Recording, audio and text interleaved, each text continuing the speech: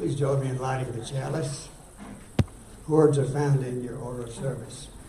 We like this beacon of hope, sign of our quest for truth and meaning, and celebration of the life we share together.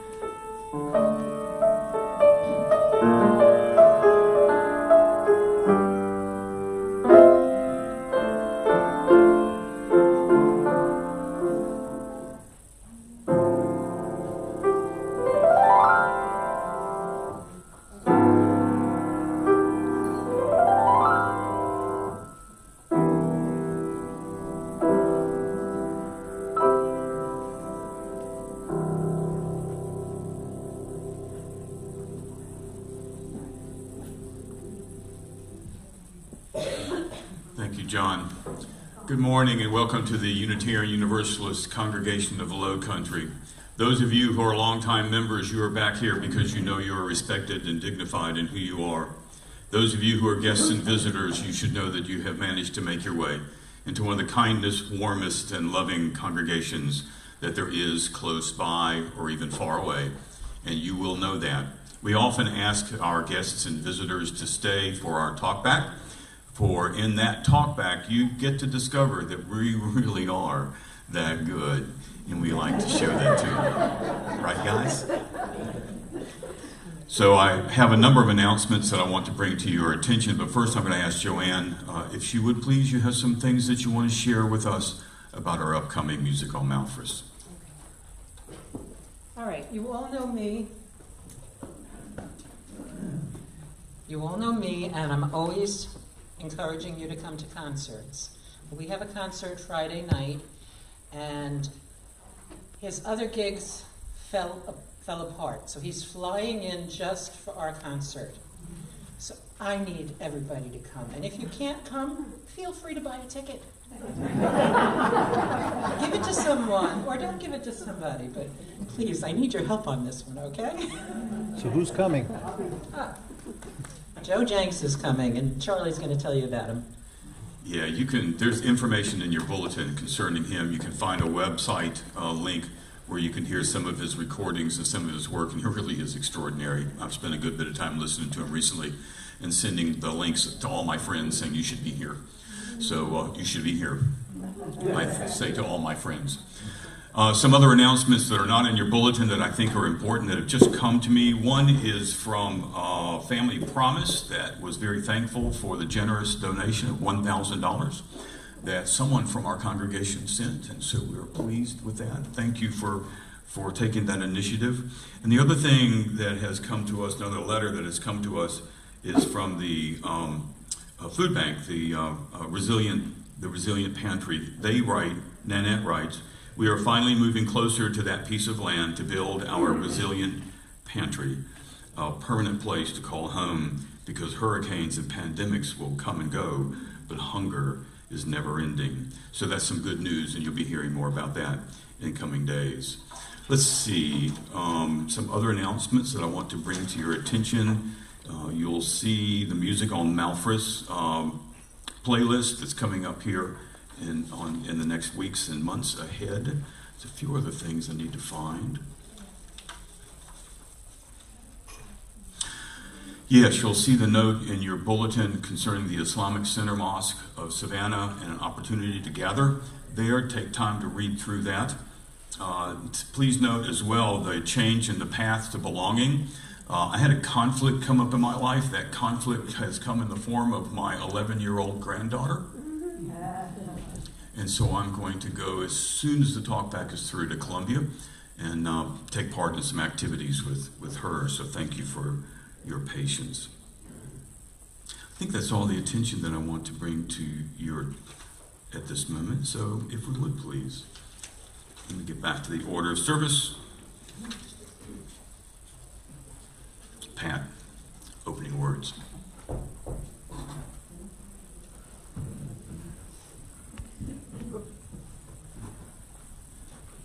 Our opening words today are the response to a request. I have been requested to sing you all a song. And thank you. There'll be acknowledgement of that later. This song, apparently, I have never sung on Malphras Road. And the song is 22 years old. And I have been coming here for 13 years. And it blows my mind that I have never sung it before. But I have copious testimony that it has never been sung here. Meg Barnhouse and I we shared some office space in the year 2000. And some of you know the name Meg Barnhouse because she is a monster in our Unitarian Universalist world. She's written many books, and she just recently took medical retirement from the UU in Austin, Texas, which has 600 members. And she's just a wonderful person, and she's also a therapist. She's highly trained in detecting mental illness. So I had an experience. I was affirming oneness with the divine, and the back of my head came off, and my back opened up, and the light started shining through. And I told Meg about this, and her training in detecting mental illness alarmed her a little bit. And she said to me, "Pat, oneness with the divine is fine, but if you ever get to thinking you're Jesus." And then she just paused. And I said, "Meg, I can get a song out of that." And it goes like this. I've been requested to sing it avocado because apparently my guitar playing distracts from the performance. So here goes. If you ever get to thinking you're Jesus, you're going to need psychological care. If you ever get to thinking you're the king of the world with a crown up in your hair, then you're going to need a little bit of lithium and a short hospital stay. And the folks at the church say you're in for a shock when it comes the judgment day. See yourself as fantastic. We're all into self-esteem. See yourself as a child of God, a trickle in the endless stream. But if you ever get to thinking you're Jesus, you're in for a heck of a fight. Never mind how divine you feel in your heart. Never mind that you might be right. And if you ever get to thinking you're Buddha, you might keep it to yourself for a while. You can set your butt beneath a Bodhi tree. You can smile that sweet old smile. But if you tell them at the state sanatorium they got a room they'll put you in, you can't see your Bodhi tree from there. They don't care how much you grin. So see yourself as fantastic. We're all into self-esteem. See yourself as a child of God, a trickle in the endless stream. But if you ever get to thinking you're Buddha, you're in for a heck of a fight. Never mind how divine you feel in your heart. Never mind that you might be right. And if you ever get to thinking you're Krishna, fighting evil, standing up for the right, kissing pretty cowgirls, got your picture on the temple, partying all through the night. Don't tell them at the mental health clinic. Don't put a curse on your shrink. Let them live with their delusions. Let them think what they may think. See yourself as fantastic. We're all into self-esteem. See yourself as a child of God, a trickle in the endless stream. But if you ever get to thinking you're Krishna, you're in for a heck of a fight. Never mind how divine you feel in your heart. Never mind that you might be right.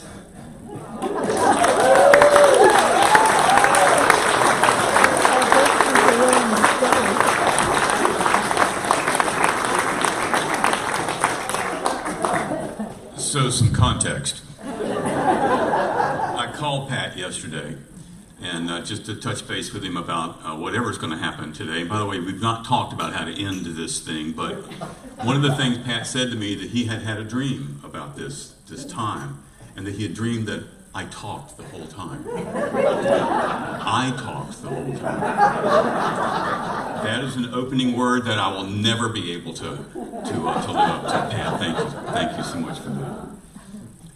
If you would, please take your hymnals in your hands. And almost as well as Pat sang, open your hymnals to hymn 108, and maybe stand and sing together, My Life Flows On in Endless Song.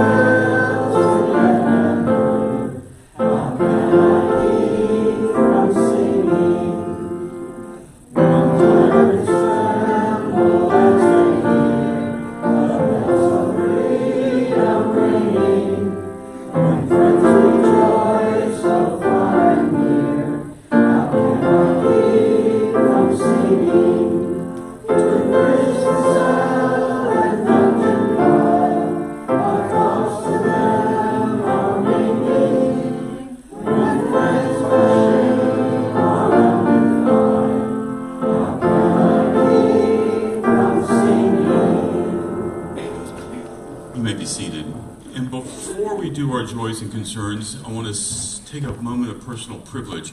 I had not had a chance to ask those of you who are guests and visitors if you'd be willing to introduce yourself at this time. And so if you're willing to do so, stand where you are, give us your name, tell us where you're from. And the reason why we ask that is because probably somebody else is in the room is from there too. So first-time guests and visitors, if you would please stand. I spoke with Corey earlier, and she has a deep connection with the Unitarian faith. Yes, Corey. So I'm Corey. I'm from York, Pennsylvania, and I serve as the Director of Lifespan Faith Development in Harrisburg, Pennsylvania. Welcome, Corey. She said she likes the weather here. Are there any other first-time guests or visitors that would like to introduce themselves? Our joys and concerns. Thank you, Barbara.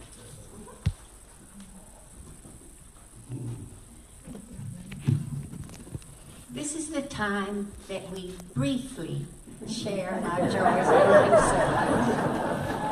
If you share a joy, we'll be happy with you. And if you share a concern, we hope that your burden will be lessened. This part of the service is not live streamed. We ask that you make no political statements or announcements. Just come forward and take a stone, and then come over and briefly tell us your joy or sorrow, and then put your stone in the cairn.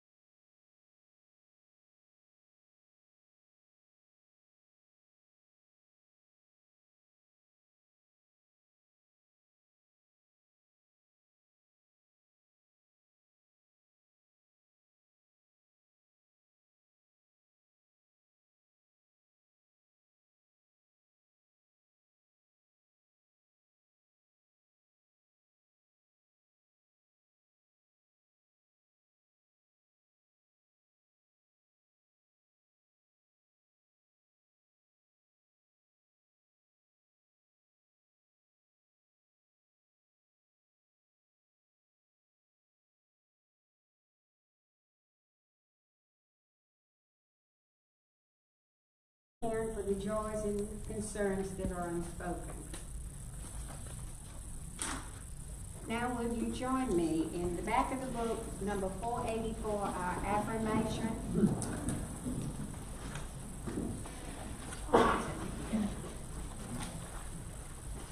To live content with small means, to seek elegance rather than luxury, and refinement rather than passion, to be worthy, not respectable, and wealthy, not rich, to study hard, think quietly, talk gently, act frankly, to listen to stars and birds, to babes and sages with open hearts, to bear all cheerfully, do all bravely, await occasions, hurry never, to let the spiritual, unbidden, and unconscious grow up through the common.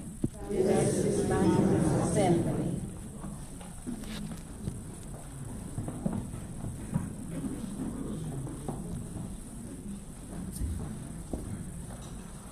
And now sharing from our abundance. Those of us who have brought food for the Sandalwood Food Pantry may leave those packages in the back of the sanctuary as we leave.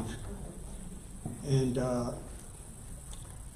in sharing our abundance also with the work of our church, we will now pass the baskets.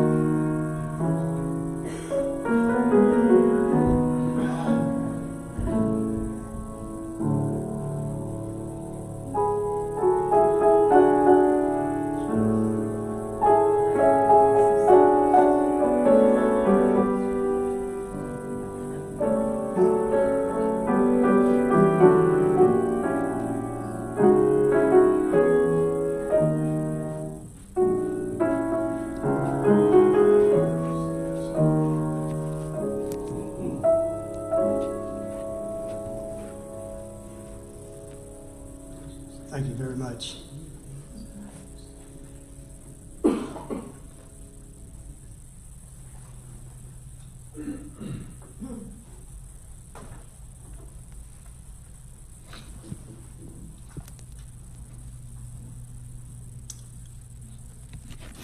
So Pat and I tried a couple months ago to do this, and I turned up sick. Pat also said to me when I called him yesterday, please don't tell me you're calling to tell me you're sick. I don't think we can do this but once. And I said, absolutely, Pat, I feel fine. It's going to be good. So we've been talking about how to respond to what social action means to the two of us. And in no way, shape, or form, as we talk about it, are we saying that's what it should mean to you. It's your journey, and this is our journey. And let me tell you about a little bit of a step that I took, insight that I was given this past Easter. As you know, I spent Easter Sunday with my family in Columbia. My daughter, who also lives in Durham, was there, so we had 6 grandchildren, a 95-pound German Shepherd locked up in a dreary rainy day for 2 days. But Easter Sunday was really interesting to me. So I found myself in the same church congregation that I left 10 years ago, and I'd not been back. So I was listening to the message that was there, and the young man that was speaking was clear and crisp and sharp, and he handled the message rightly for that context. But one of the things that I was doing was watching and listening from a different perspective. I had taken off my conservative, Reformed, Presbyterian, literal interpretation of the Bible glasses and put on a different pair. And so I listened, and I had different ears, and I listened and I watched.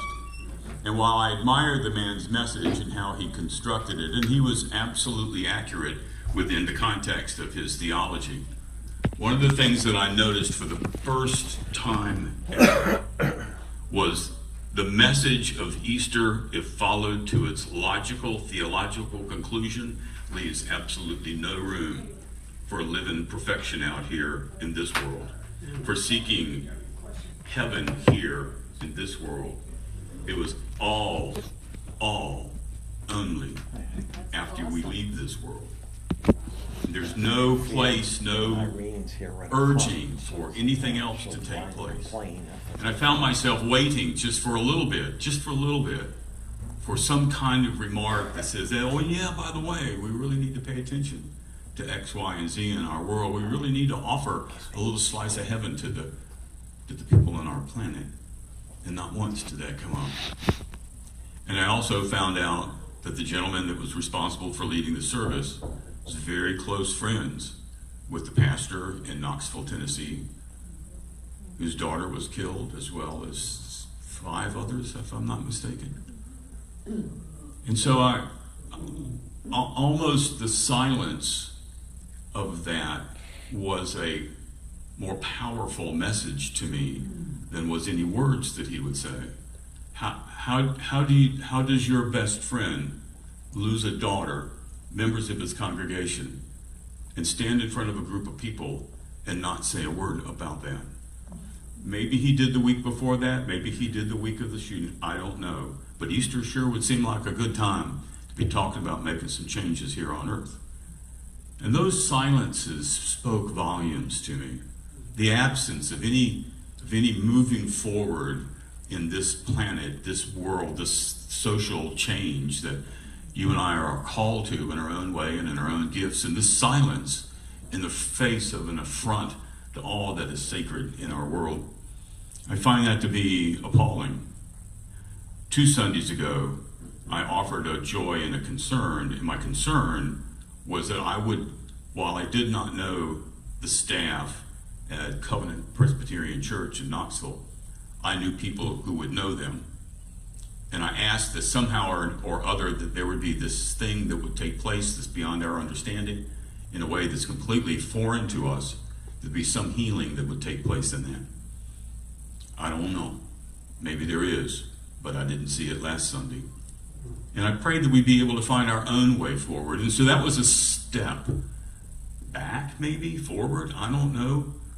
Different set of eyeglasses, different set of ears, to see and hear that there's an impact that we can make today, in some kind of small way, or some kind of large way. And that's what I would urge us to. And so I just wanted to share that story with you. It's personal to me, and it's really quite telling. And so, Pat, if you would, please. Well, that's very moving, Charlie. I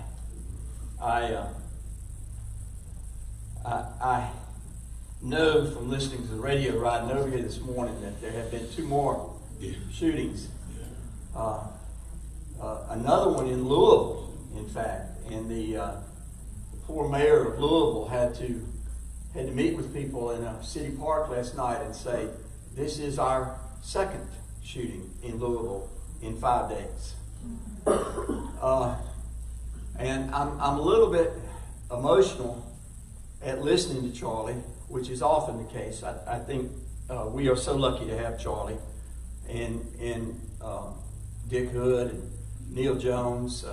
I was so impressed that when Tom Duff made his pitch for the pledge drive, which I have been prompted to remind you all is going on, that Tom Duff mentioned that we have the 4 best ministers on the face of the earth. And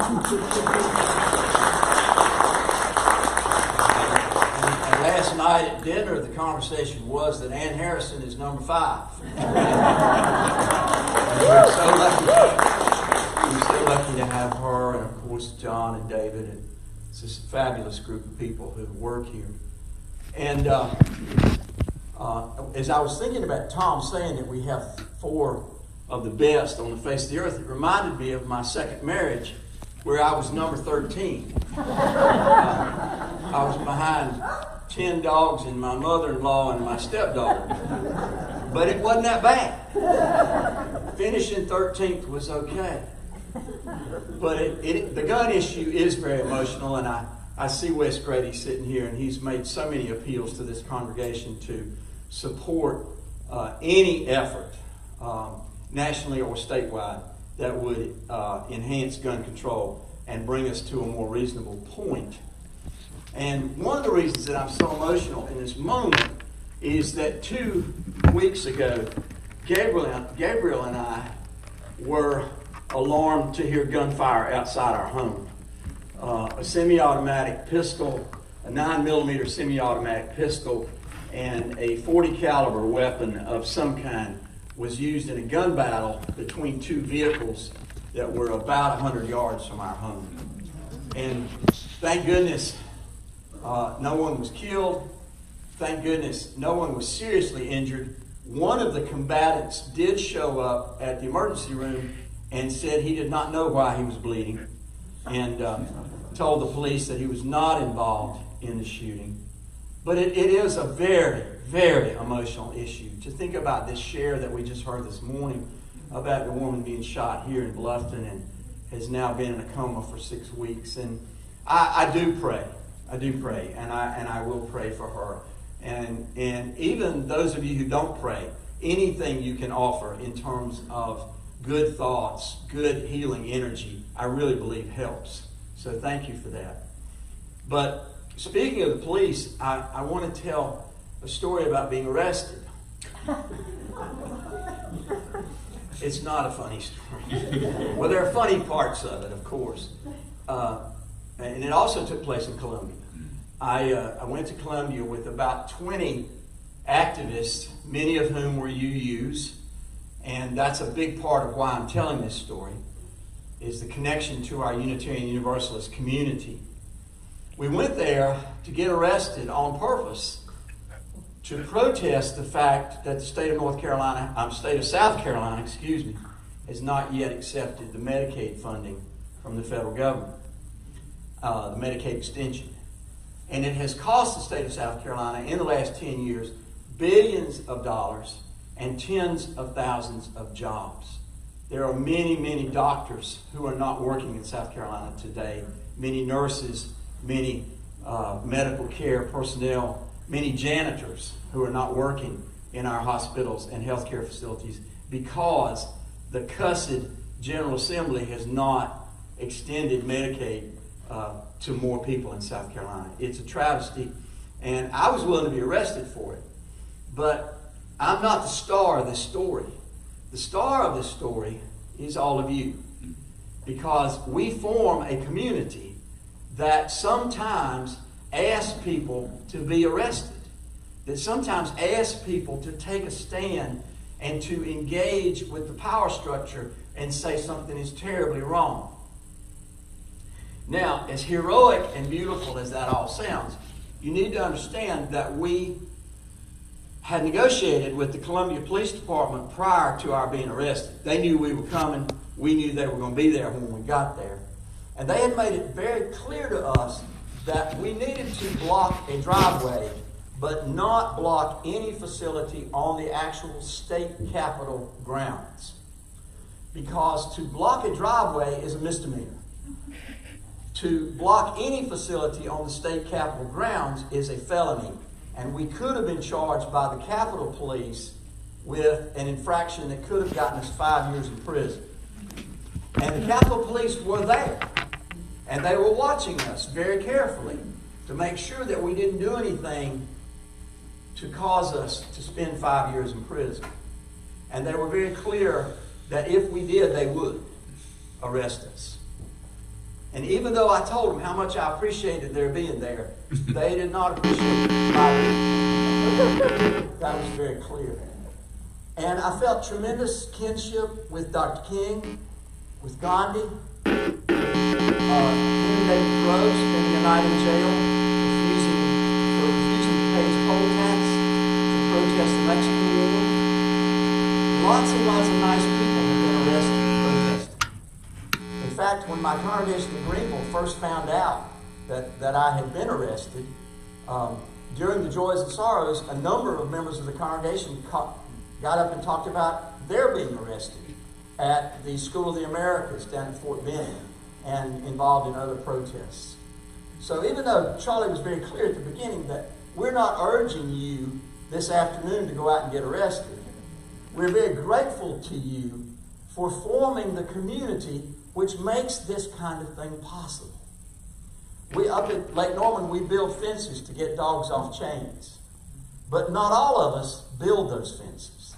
But if all of us were not willing to be a congregation, we're not willing to think of things in a very different way than your Easter Sunday speaker, it wouldn't happen. We also volunteer at the local soup kitchen. You all give to Sandalwood Food Pantry. And not all of you give to Sandalwood Food Pantry. But if the congregation were not here, if the building was not here, if the Sunday morning services were not here, that food would not be collected for Sandalwood Food Pantry. We're literally all in this together. We all make music on Malphurs happen. We all make John Shepherd play the piano. We play through him. And aren't we good? Charlie. So, Pat, while you were talking, I couldn't help but think of the midweek message that I posted. I don't know how many of you follow that or not, but most every Wednesday I try and have a fresh message that I record. It's usually about 2 or 3 minutes, so it won't take a lot of your time. But it's easy to find. But this past one was focused on the issues of resistance, and I couldn't help but think, I hadn't even thought about talking about this until Pat began. I happen to think that that's exactly the point of this midweek message. And it kind of boils down to this. If you become a we, then we have power. Yes. If you become a we, and that's what's happening here. That's what happened in Pat, his life. That's what's happening here. That's what's happening in Lake Norman. You know, that's you becoming a we. And that's why the congregation is so important. That's why to congregate, that's why it's called a congregation. To congregate is where we get urgency from each other, courage from each other, vision from each other. How many of you thought ever, until this moment, about a ministry of building dog pens so that they wouldn't be on chains for all of their life? How many of you woke up this morning and said, that's a great idea, let's do that? That's what this is about. You hear something like that, you go, ooh. How many of you went, ooh, when you heard that? I'm just wondering. Yeah, okay. There's the fence builders that are here in this place that didn't even know that you were fence builders when you walked in here.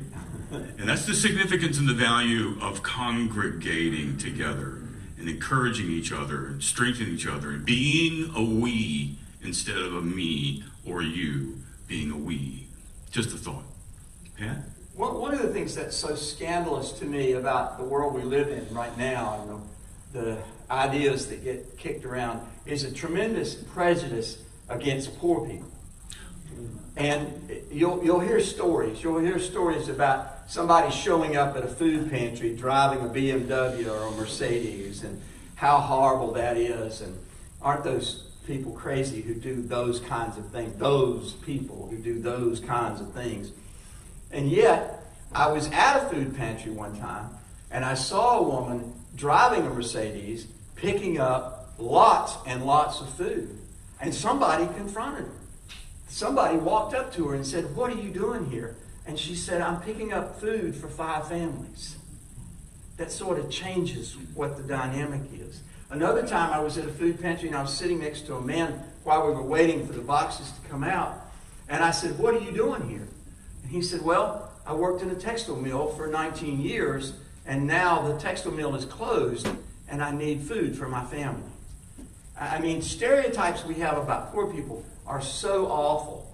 And part of what is so scandalous about what happened to you on Easter Sunday morning is that there is a whole group of people who have read the New Testament and have heard feed the hungry, and they think that that message is about the other side of the river. Feed the hungry, I guess, when they get over there.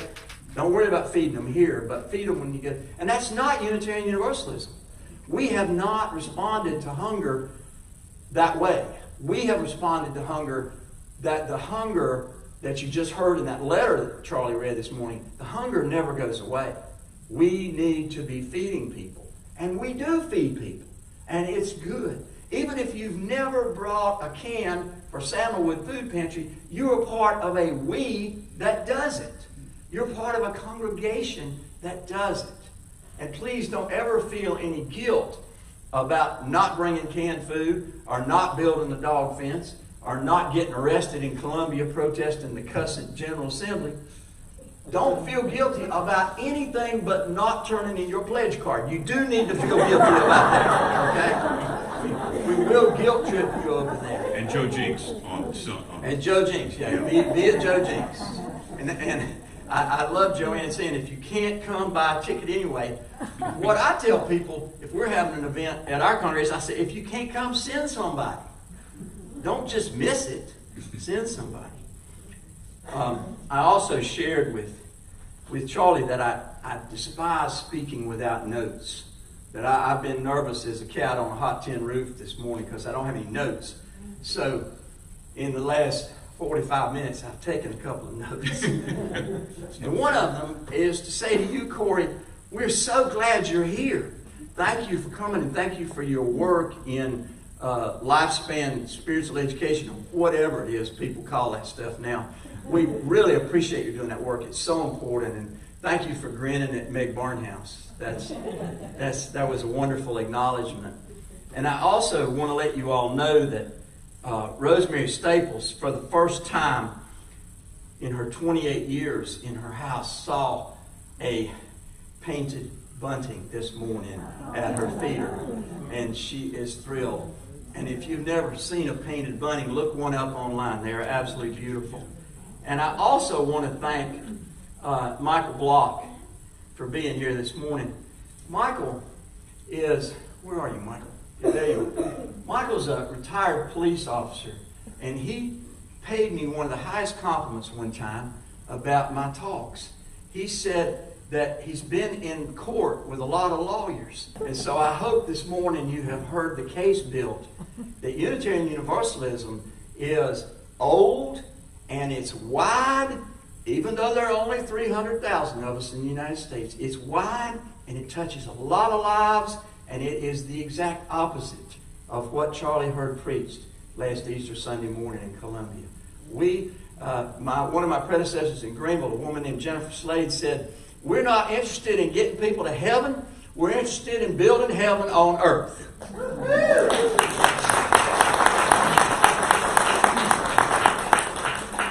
Pat Job Esquire. Like the sound of that. For the defense. Yeah, Always for the yeah. defense. So one of the, just as Pat was again talking, we're just sort of feeding on each other's energy. And I've shared this with this congregation before, but I don't think all of you have heard it. In a very real way, there was a moment in Martin Luther King's I Have a Dream speech where he began to talk about the sons of former slaves and the sons of former slave owners moving forward in their lives together. And I found myself, when I get the opportunity, and it's appropriate to do this, is to be able to say in a very real way, Martin Luther King reached into my life with those words, because I am the son of former slave owners, and I find myself in united movement with the sons of former slaves. And that's a kind of a privilege that I have, and it's important for me to say it because the reason why my family, and therefore me, is where we are right now is because of the former slaves who worked 2,000 or 3,000 acres of Tyler land in the eastern part of North Carolina to hold that land until they were able to sell off bits and pieces of it all during the Depression so that their lifestyle did not change. I'm directly the benefit of the former slaves. And I know that. I can't do a thing about it. I can't fix it, but I can speak it, and I'm speaking it now. And that's part of where we are with this. Let me go to another example real quick, because I think for me, and again, this is just Charlie, for me, it's important to try and find meaningful word pictures of just those kinds of events in life. This morning I was reading in the New York Times. I subscribe to it. It comes to my computer. I read about a marathoner. I'm going to ruin his name and apologize to him if he were here. But his name, I believe he's Ethiopian, maybe he's Sudanese. Eliud Kipchoge. I don't know if you've heard the name before. He has the world record in the 26-mile marathon of 2 hours, 1 minute. There is now a way to put that into perspective. When you get a chance to look up the word tumbleator, Tumbleator, tumbleator, there's an example where you can try and figure out if you could keep up with Eliud. It's a broad, wide treadmill, very broad, very wide, lots of cushion on the side. And they set it, and you move up to his speed. Now, 2 hours and 1 minute in a marathon equals 26 4-minute, 37-second miles. 26 of them. I don't even know how to translate that. And that's what the tumbleator does. You can try and run along at his speed. And usually there's crash mats at the end of the journey. When you fall and hit the mat, go bouncing.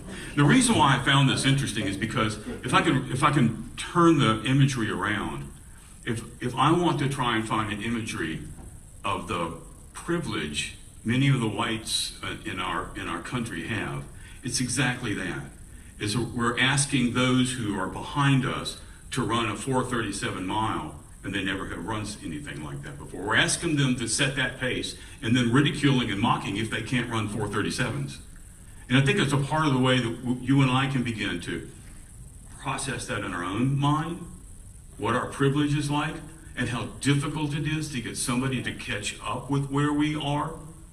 That's a part of the imagery that matters to me, and I like to hold on to those kinds of things.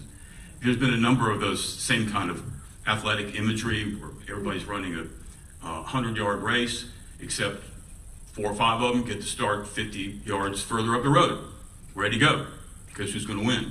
And so that's the same kind of imagery, but at the speed at which Eliud runs is really quite extraordinary. But I would offer that to you as a word picture of how you might be able to share that picture with someone else who may not necessarily get yet social action and why it matters and why they should be engaged in it too. Pat? Another story from being arrested in Colombia. We were very well treated by the police. And one of the reasons that we were is because a number of the police officers were black. And they said to us, if other people had not done 50 years ago what you're doing now, we would not be police officers. If other people had not been willing to be arrested, and in the case of many of them beaten, and in the case of a small number of them killed, we would not be black police officers in Columbia, South Carolina today. And so we were very well treated. We were handcuffed, and 2 of us were put in the back of a police car. The police car was driven by a former Shore Patrol officer. And we kept telling her, as we were driving from the Capitol over to the police department, we kept telling her how nice the police had been to us. And we said, we really appreciate this. Thank you so much. And we said it more than once. And finally, this Shore Patrol officer in the driver's seat said, fellas, I need to tell you, I don't hear thank you from back there very often. Charlie, you know I love you. I love you too, Pat. And being with you and with this congregation, with these inspiring leaders and folks who come together to do this, as often as we do, it's just one of the shining stars of my life. I really love being here. Thank you. And equally so on our side too, Pat. Thank you so much. All right.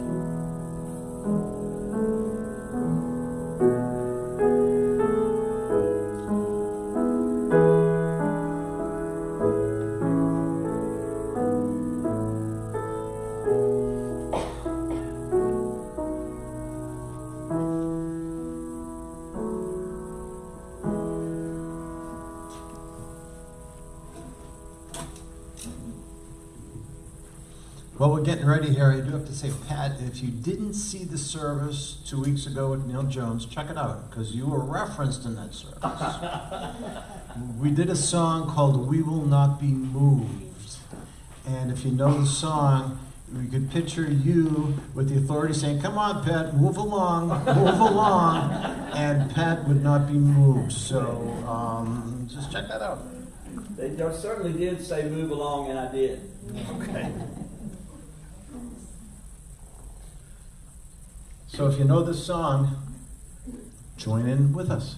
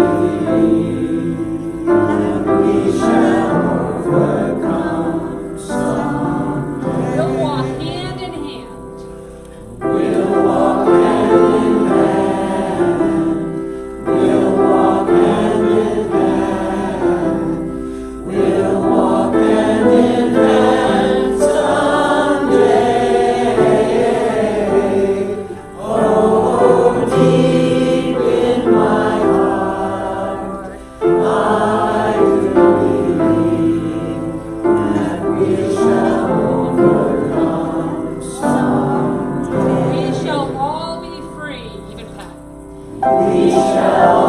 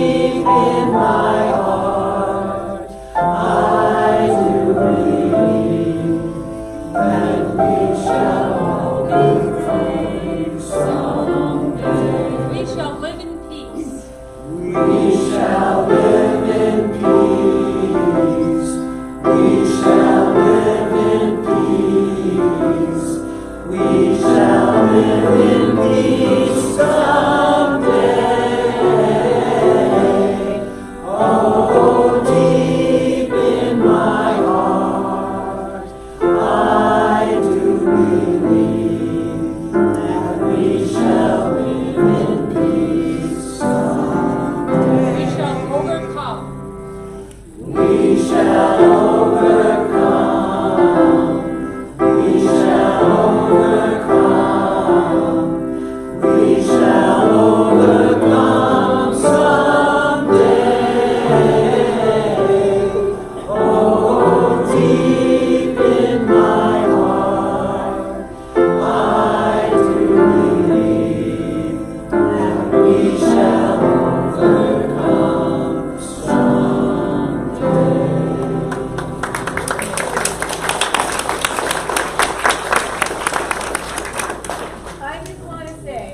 Justice Pearson was going from Nashville to Newark, New Jersey, on a plane.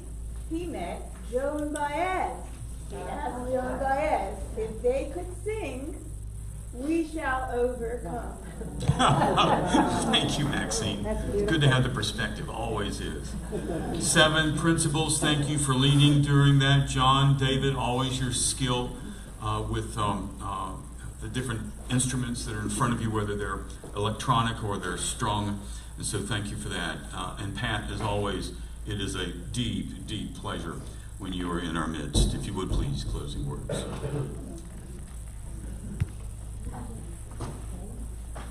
I have 2 quotes. One is from Gandhi. Gandhi said, "All pleasure and possession fades into nothingness compared to service rendered in the spirit of joy." And Howard Thurman, who was a major, major influence on Dr. King, said, "Don't ask what the world needs. Ask what brings you alive. Because what the world needs is people who have come alive."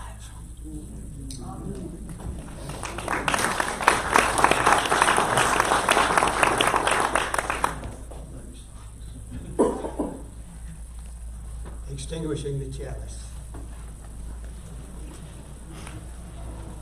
While we extinguish this flame, we still carry in our hearts the light of truth, the warmth of community, and the fire of commitment.